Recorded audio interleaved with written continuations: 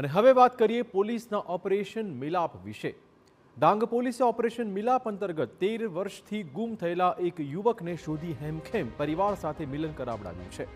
ડાંગ પોલીસની આ કામગીરીને હવે નાયબ મુખ્યપ્રધાન હર્ષ સંઘવીએ બિરદાવી છે અને ઘટનાની નોંધ લેતા યુવકનું પરિવાર સાથે મિલન કરાવવા બદલ પોલીસને અભિનંદન પાઠવ્યા હતા। આ સાથે સંઘવીએ પોસ્ટમાં નોંધ્યું કે આ માત્ર પોલીસિંગ નથી પરંતુ સંવેદના છે। 13 વર્ષની ધીરજ અને આશાનો આ મિલાપ છે। તો ડાંગ જિલ્લાનો રહેવાસી એવો રણજીત ચૌધરી વર્ષ 2013માં વાપીમાં BBAનો અભ્યાસ કરવા માટે ગયો હતો, પણ બાદમાં તે હોસ્ટેલમાંથી ગુમ થઈ ગયો। પરિવારે પોલીસ ફરિયાદ નોંધાવવાની સાથોસાથ લાંબા સમય સુધી શોધખોળ શરૂ કરી। વર્ષો બાદ ડાંગ પોલીસે ઓપરેશન મિલાપ હેઠળ ગુમ થયેલા લોકોના કેસની જૂની ફાઇલ ફરી ખોલી અને ટેકનિકલ સર્વેલન્સ તેમજ હ્યુમન ઇન્ટેલિજન્સની મદદથી જાણવા મળ્યું કે આ ગુમ થયેલો રણજીત કચ્છના ગાંધીધામમાં છે।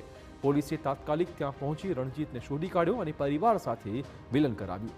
દીકરાના પુનઃ મિલનથી પરિવારના લોકોએ પોલીસની કામગીરીને વખાણી હતી।